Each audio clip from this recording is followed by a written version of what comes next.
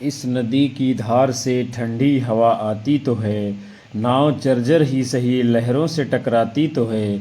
एक चिंगारी कहीं से ढूंढ लाओ दोस्तों, इस दिए में तेल से भीगी हुई बाती तो है। इस दिए में तेल से भीगी हुई बाती तो है। नमस्कार विद्यार्थियों, कैसे हैं आप सभी लोग। जय हिंद, वंदे मातरम। आप लोग देख रहे हो दीपक लक्ष्य अब चैनल, जो बात करता है सिर्फ आपके लक्ष्य पर। विद्यार्थियों, अपने आप को कम व कमज़ोर मत आकिए। आपके अंदर में ऊर्जा है, गुण है, हुनर है सब कुछ करने का। बस अपने अंदर छिपी हुई प्रतिभा को पहचान कर बाहर लाने की ज़रूरत है। आपके पास समय है सिद्ध करने का खुद को। जब आप अपनी मेहनत का पसीना बहाओगे तो मंजिल ज़रूर मिलेगी। सही समय का सदुपयोग कर सही दिशा में अपने कदम को बढ़ा दीजिए। बस समय से जूझना पड़ेगा, कदम बढ़ाने होंगे। और आइए जुड़िए हमारे चैनल से। पहली बार आए हो तो सब्सक्राइब कर बेल आइकन दबाइए, जिससे आगे की आने वाली कक्षाएं आप तक सुगमतापूर्वक पहुंचती रहेंगी। कक्षा को आप सभी लोग लाइक कमेंट कर शेयर कर दीजिए और सेशन को पूरा देखिएगा। आज के सेशन का पहला प्रश्न आपके सामने है। कौन सा कवि छायावादी नहीं है? निराला, पंत, प्रसाद, जायसी। कौन नहीं है इनमें से छायावादी कवि? आप सभी को अपना उत्तर करना है। तो आप जानते हैं मलिक मोहम्मद जायसी जी ये छायावादी कवि नहीं है, अर्थात विकल्प डी आपका राइट आंसर होगा। जायसी जी भक्ति काल में सूफी प्रेमाख्यानक परंपरा के प्रतिनिधि कवि हैं। आगे बढ़ते हैं हम सभी लोग। अगला क्वेश्चन है, छायावाद के प्रमुख कवियों में किसके गीतों में मधुर वेदना की मर्माभिव्यक्ति अधिक है? प्रसाद, पंत, महादेवी, निराला। कौन सा है आपका सही जवाब? तो आप लोगों का उत्तर इस क्वेश्चन के लिए आ रहा विकल्प सी तो राइट माना जाएगा, यानी महादेवी वर्मा के गीतों में मधुर वेदना की मर्माभिव्यक्ति अधिक हुई है। आगे बढ़ेंगे हम लोग। अगला क्वेश्चन है, अनामिका काव्य किनके द्वारा रचित है? अज्ञेय, निराला, धूमिल, सुमन। किसका है अनामिका काव्य? तो आप सभी इसका उत्तर बखूबी जान रहे हैं। आपका जवाब आ रहा विकल्प डी, पंडित सूर्यकांत त्रिपाठी निराला, यानी कि इन्हीं का है अनामिका काव्य संग्रह। आगे बढ़ेंगे। आपका अगला क्वेश्चन है, छायावाद की पहली रचना कौन सी मानी जाती है? पल्लव, लहर, कामायनी, झरना। कौन सी है इनमें से छायावाद की पहली रचना? तो आप सभी लोगों का उत्तर आ रहा विकल्प डी, झरना तो राइट होगा। ये प्रसाद जी की रचना है और इसका प्रकाशन 1918 ईस्वी में हुआ है। उसके बाद में आपका अगला क्वेश्चन है, निम्न में से कौन सी रचना महादेवी वर्मा जी की नहीं है? यामा, दीपशिखा, आंगन के पार द्वार, नीरजा। कौन सी रचना नहीं है इनमें से महादेवी वर्मा जी की? तो इस क्वेश्चन के लिए आपका जवाब विकल्प सी आ रहा है, तो बिल्कुल ठीक माना जाएगा। आंगन के पार द्वार ये रचना अज्ञेय जी की है और बाकी यामा, दीपशिखा, नीरजा ये सभी रचनाएं महादेवी वर्मा जी की हैं। आगे बढ़ेंगे अगले क्वेश्चन की ओर। परिमल किस कवि की रचना है? मैथिली शरण गुप्त, जयशंकर प्रसाद, रामधारी सिंह दिनकर, सूर्यकांत त्रिपाठी, निराला। किसकी रचना है परिमल? आप सभी लोगों को अपना उत्तर करना है। तो आपका सही जवाब आ रहा विकल्प डी, तो बिल्कुल सही होगा, यानी कि सूर्यकांत त्रिपाठी निराला जी की रचना है परिमल। आगे बढ़ेंगे हम लोग। अगला क्वेश्चन है, जयशंकर प्रसाद की कामायनी की भाषा है? सधुक्कड़ी, अवधी, ब्रजभाषा, खड़ी बोली। कामायनी महाकाव्य है जयशंकर प्रसाद जी का और इसकी भाषा किस प्रकार की है? तो आपका उत्तर विकल्प डी, खड़ी बोली आ रहा है, तो बिल्कुल सही जवाब आप लोगों का होगा। आगे बढ़ते हैं हम सभी लोग। अगला क्वेश्चन है, गीतिका के रचनाकार का नाम है? प्रसाद, पंत, निराला, मुकुटधर, पांडे। किसकी रचना है गीतिका? तो इस क्वेश्चन के लिए आप सभी लोगों ने अपना उत्तर चुना है विकल्प सी, सूर्यकांत त्रिपाठी निराला, तो राइट आंसर होगा, इन्हीं की रचना है गीतिका। अगले क्वेश्चन को देखेंगे हम लोग। रविंद्र कविता कानन के लेखक हैं? निराला, प्रसाद, गुप्त, हायोद। किसकी रचना है? रविंद्र कविता कानन। तो आप सभी का जवाब विकल्प ए आ रहा है, सूर्यकांत त्रिपाठी निराला। तो राइट आंसर होगा, इन्हीं की रचना है रविंद्र कविता कानन, और ये एक प्रकार से समीक्षात्मक ग्रंथ है। फिर आपका अगला क्वेश्चन है, निम्नलिखित में से कौन सी रचना महाकाव्य नहीं है? कामायनी, प्रियप्रवास, साकेत, पल्लव। इनमें से कौन सी रचना ऐसी है जो महाकाव्य नहीं है? तो इस प्रश्न के लिए आप लोगों ने अपना उत्तर चुना है विकल्प डी यानी कि पल्लव। तो आपका उत्तर बिल्कुल सटीक माना जाएगा। फिर हम लोग आगे बढ़ते हैं। अगला क्वेश्चन है, निम्नलिखित में से कौन सा कथन असत्य है? देखते हैं हम लोग। पंत को प्रकृति का सुकुमार कवि कहा जाता है, ये बात सही है। पल्लव पंत की रचना है, ये भी सही है। लोकायतन महाकाव्य की श्रेणी में आता है, ये भी बात सही है। और पंत भारतेंदु के कवि हैं, यही बात गलत है और यही आपका उत्तर है। पंत जी भारतेंदु के कवि नहीं हैं, ये छायावाद के कवि हैं। आगे बढ़ते हैं हम लोग। अगला क्वेश्चन है, निराला की अंतिम कविता है, कौन सी है? राम की शक्ति पूजा, तुलसीदास, सरोज स्मृत, पत्रोत्कंठित जीवन का विष बुझा हुआ। कौन सी रचना है इनमें से निराला की जो अंतिम कविता मानी जाती है? तो आप सभी का उत्तर इस क्वेश्चन के लिए आ रहा है विकल्प डी। तो राइट आंसर माना जाएगा, पत्रोत्कंठित जीवन का विष बुझा हुआ, ये निराला की अंतिम कविता मानी जाती है। फिर आपका क्वेश्चन है, महादेवी वर्मा का प्रथम काव्य संकलन है? दीपशिखा, यामा, निहार, रश्मि। कौन सा है महादेवी वर्मा का प्रथम काव्य संकलन? तो आप सभी का इस क्वेश्चन का जवाब आ रहा विकल्प सी यानी कि निहार। तो राइट आंसर होगा, निहार ही महादेवी वर्मा का प्रथम काव्य संकलन है। फिर हम सभी लोग आगे बढ़ते हैं, अगले क्वेश्चन को देखते हैं। कला और बूढ़ा चांद के लेखक हैं, कौन है?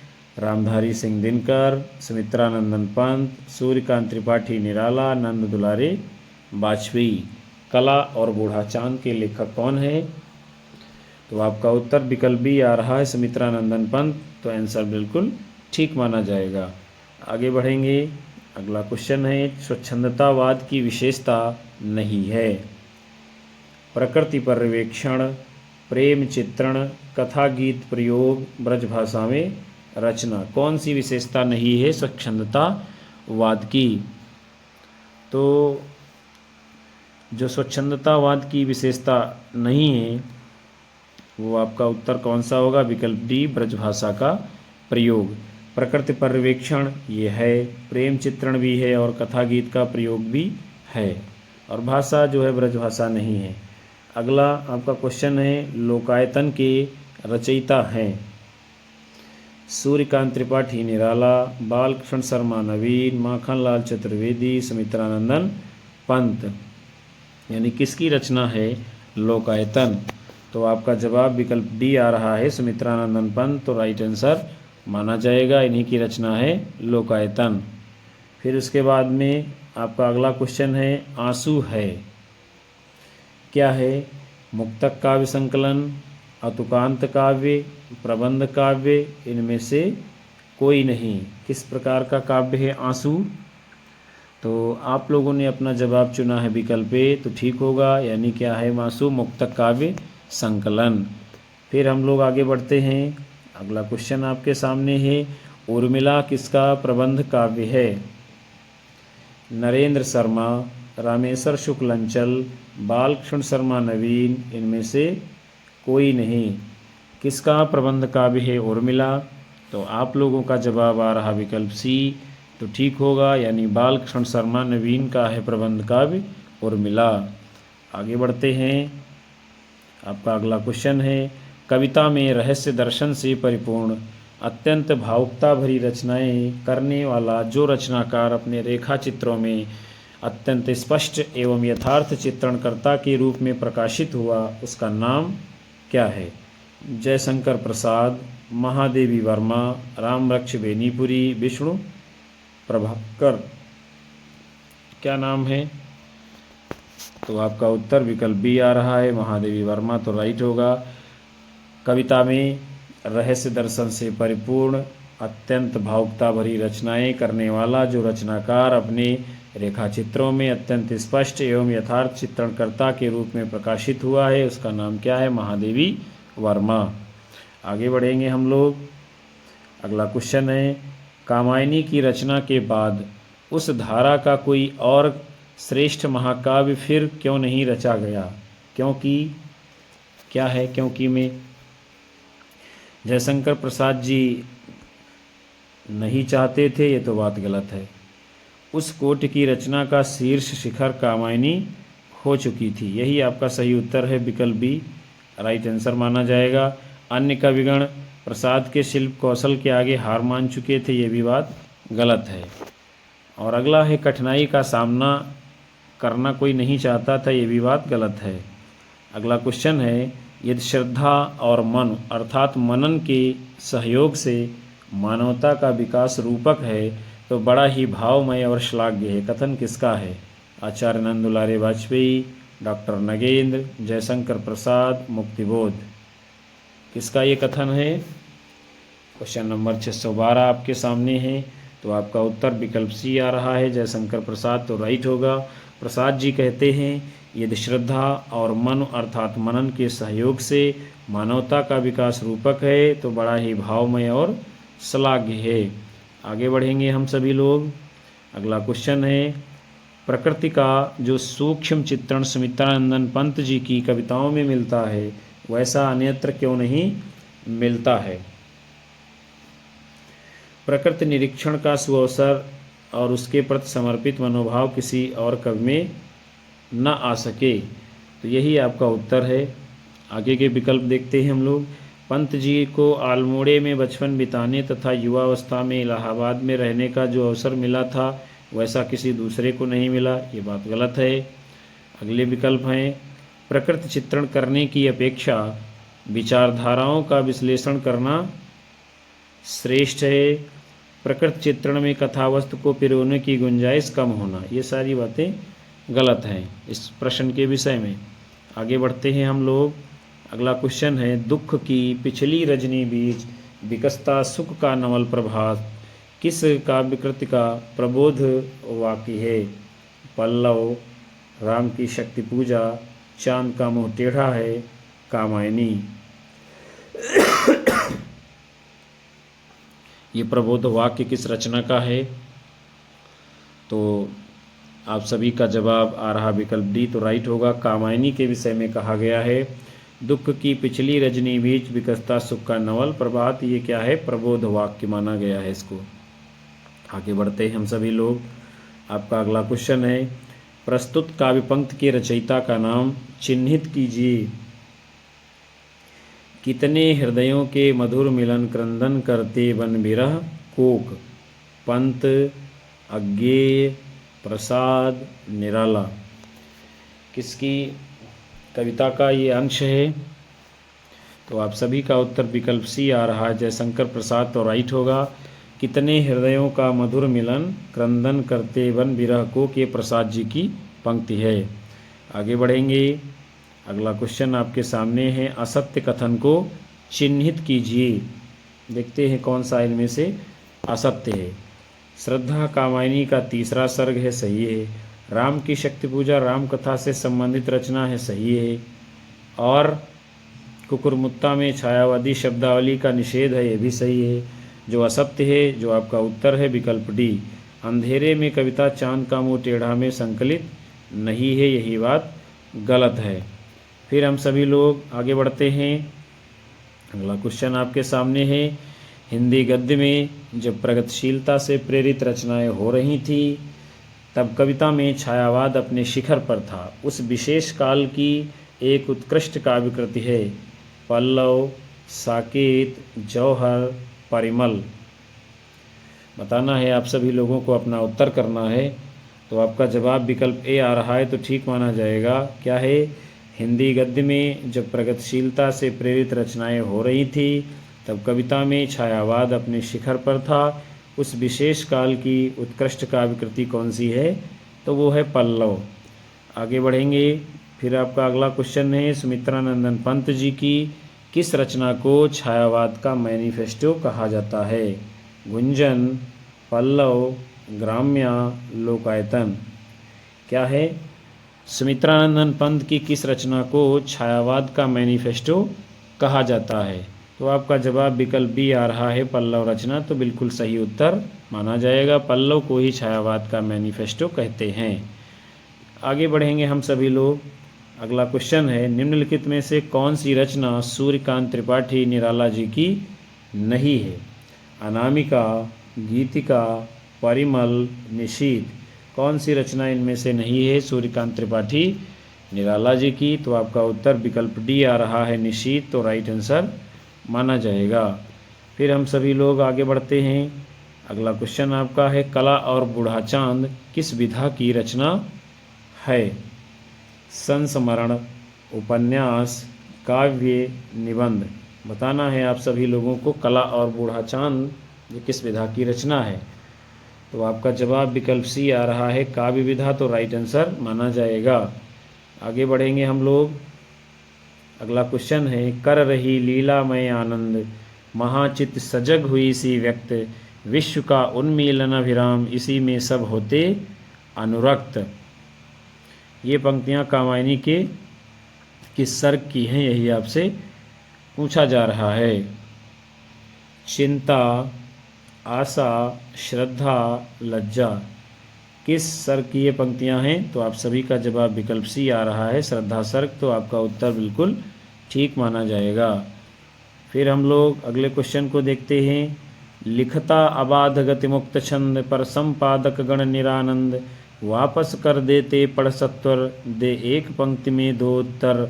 इन पंक्तियों में निराला संपादकों द्वारा किसकी रचनाओं के वापस किए जाने की बात करते हैं?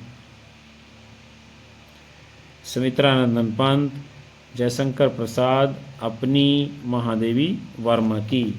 तो ये जो काव्य पंक्तियां हैं, इसमें स्वयं कवि निराला जी जो है अपने बारे में अपनी रचनाओं को वापस किए जाने की बात करते हैं।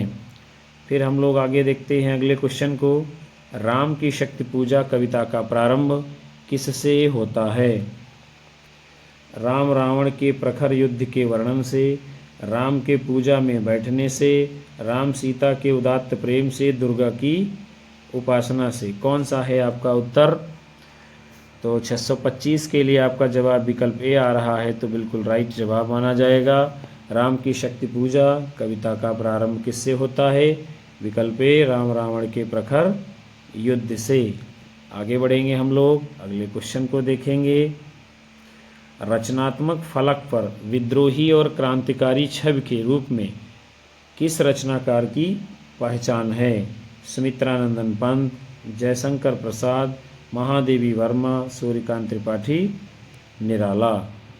रचनात्मक फलक पर विद्रोही और क्रांतिकारी छवि के रूप में किस रचनाकार की पहचान हुई है? तो आपका उत्तर विकल्प डी आ रहा है, सूर्यकांत त्रिपाठी निराला। तो राइट जवाब माना जाएगा। फिर उसके बाद में अगला क्वेश्चन है आपका, मनु, श्रद्धा और इड़ा इत्यादि अपना ऐतिहासिक अस्तित्व रखते हुए सांकेतिक अर्थ की भी अभिव्यक्त करें तो कोई मुझे आपत्ति नहीं है। ये कथन किसका है? राम स्वरूप चतुर्वेदी, नंद दुलारे वाजपेयी, जयशंकर प्रसाद, नामवर सिंह। किसका है ये कथन? आप सभी लोगों को बताना है। तो आपका जवाब विकल्प सी आ रहा है, यानी कि जयशंकर प्रसाद। तो राइट आंसर माना जाएगा। मनु, श्रद्धा और इड़ा इत्यादि अपना ऐतिहासिक अस्तित्व रखते हुए सांकेतिक अर्थ की भी अभिव्यक्ति करें तो मुझे कोई आपत्ति नहीं है। ये कथन जयशंकर प्रसाद जी का है। आगे बढ़ेंगे हम लोग। अगला क्वेश्चन आपका है, राम की शक्ति पूजा कविता की अंतिम पंक्ति कौन सी है? क्रम क्रम से हुए पार राघव के 5 दिवस, पूरा करता हूँ देकर माता एक नयन, कह महाशक्ति राम के बदन में हुई लीन, सब चले सदैव राम की सोचते हुए विजय। राम की शक्ति पूजा कविता की अंतिम पंक्तियाँ कौन सी हैं? तो आपका जवाब विकल्प सी आ रहा है। तो राइट आंसर माना जाएगा, कह महाशक्ति राम के बदन में हुई लीन। यही है राम की शक्ति पूजा कविता की अंतिम पंक्तियाँ। फिर आपका क्वेश्चन है कामायनी का मूल दर्शन क्या है? चार्वाक दर्शन, प्रतिभिज्ञा दर्शन, बौद्ध दर्शन, जैन दर्शन। जो कामायनी महाकाव्य है उसका मूल दर्शन क्या है? तो आपका उत्तर विकल्प बी आ रहा है, प्रतिभिज्ञा दर्शन। तो बिल्कुल सही उत्तर माना जाएगा। आगे बढ़ेंगे हम लोग। अगला क्वेश्चन है नील परिधान बीच सुकुमार, खुल रहा मृदुल अधकुला अंग, खिला हो ज्यों बिजली का बीज फूल, मेघवन बीच गुलाबी रंग। क्या पूछा जा रहा है इन पंक्तियों में जयशंकर प्रसाद ने किसके सौंदर्य का चित्रण किया है? इड़ा, मनु, श्रद्धा, लज्जा। इनका पंक्तियों में जयशंकर प्रसाद जी ने किसके सौंदर्य का वर्णन किया है? तो आपका उत्तर विकल्प सी आ रहा है, श्रद्धा के सौंदर्य का वर्णन। तो बिल्कुल सही और सटीक जवाब आपका माना जाएगा। फिर अगला क्वेश्चन किसकी कृतियों में भारतीय इतिहास राष्ट्रीय गौरव का पर्याय बनकर आता है? प्रेमचंद, भीष्म साहनी, जयशंकर प्रसाद, कृष्णा सोबती। किसकी कृतियों में भारतीय इतिहास राष्ट्रीय गौरव का पर्याय बनकर आता है? तो आपका जवाब विकल्प सी आ रहा है, जयशंकर प्रसाद। तो राइट आंसर होगा आप सभी के लिए। इनके इतिहास में राष्ट्रीय गौरव दिखाई देता है। आगे बढ़ेंगे हम लोग। आपका अगला क्वेश्चन है राम की शक्ति पूजा किस श्रेणी की कविता है? मुक्तक काव्य, लंबी कविता, अकविता, हाइकू। आप सभी लोगों को बताना है राम की शक्ति पूजा किस श्रेणी की कविता है। तो आपका जवाब आ रहा है इस क्वेश्चन के लिए विकल्प बी, लंबी कविता। तो आपका उत्तर बिल्कुल सटीक माना जाएगा। फिर जो है हम लोग अगले क्वेश्चन को देखेंगे। कामायनी के प्रथम सर्ग का शीर्षक क्या है? श्रद्धा, आशा, लज्जा, चिंता। कौन है? कामायनी के प्रथम सर्ग का शीर्षक क्या है? कामायनी के प्रथम सर्ग का शीर्षक क्या है आप सभी लोगों को बताना है। तो आपका जवाब विकल्प डी आ रहा है। तो राइट माना जाएगा। यानी कामायनी महाकाव्य का प्रथम शीर्षक यानी सर्ग कौन सा है? उसका नाम है चिंता। और कामायनी महाकाव्य किसका है? जयशंकर प्रसाद जी का। तो प्यारे विद्यार्थियों, आज के इस महत्वपूर्ण सत्र को हम यहीं पर विराम दे रहे हैं, जिसके अंतर्गत आप सभी लोगों ने आधुनिक हिंदी साहित्य के महत्वपूर्ण वैकल्पिक प्रश्नों को देखा जाना समझा। हमें पूरी आशा है कि यह सेशन आप सभी लोगों के लिए लाभदायक जरूर साबित होगा और आपकी आने वाली परीक्षाओं में महत्वपूर्ण भूमिका निभाएगा। और आपको लगता है मेहनत आपके लिए सही दिशा में मेरे द्वारा की जा रही है, तो कक्षा को लाइक ज़रूर करें, ज़्यादा से ज़्यादा अपने साथी मित्रों को शेयर करिए और अपने अधिकतम साथी मित्र, दोस्त, घर परिवार सभी लोगों को हमारे चैनल से जोड़ते रहिएगा। यही आपका प्यार हमारे लिए ऊर्जा का कारण बनता है, जिसके कारण हम आप सभी लोगों को समय निकाल कर कक्षाएँ दे पाते हैं। और उन सभी विद्यार्थियों का हार्दिक धन्यवाद जो अंत तक कक्षा में बने रहे हैं। मिलते हैं आप सभी लोगों को पुनः से अगले सेशन में। तब तक के लिए नमस्कार, जय हिंद, वंदे मातरम, बाय बाय, शुभ रात्रि आप सभी लोगों को विद्यार्थियों।